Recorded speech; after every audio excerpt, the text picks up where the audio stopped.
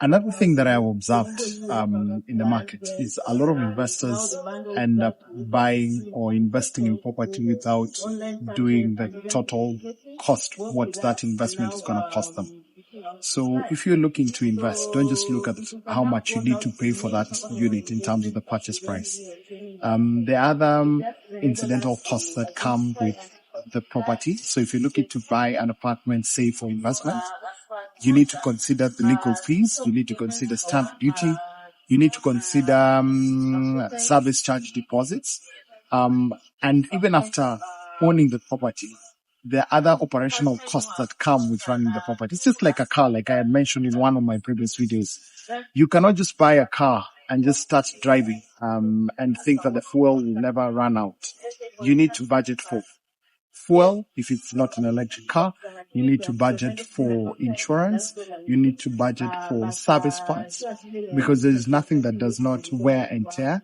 And so that's one of the other things that people don't usually consider when they're making the property investment. So consider the operational costs. So if you're going to have your property managed by an estate agent, there's the estate agent's fees. Now with the Sectional Properties Act, you need to consider the land rates and the land rents. You need to consider service charge. Is the service charge reasonable for the kind of property that you're buying? Or is it going to eat into your net returns? So all these costs are costs that you need to put together, deduct from your expected gross rent, and see whether the net yields make sense for the kind of money that you're going to put down. And someone might say, look, I'm buying because I'm hoping this property will appreciate in future. Yes, there are many other factors that may affect capital appreciation. But as an investor, the one thing that you have direct control of is the rental yield. You do not have control of the capital appreciation, meaning how high the price might go up in the future.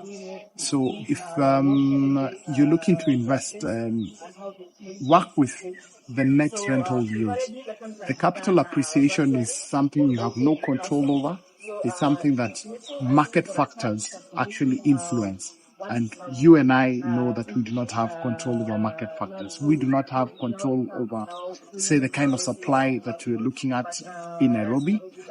What's going to come into the market in the next 2-3 years, we do not have control over that. But we have control over the type of unit we buy, looking at the operational cost, checking whether the net rental yield makes sense.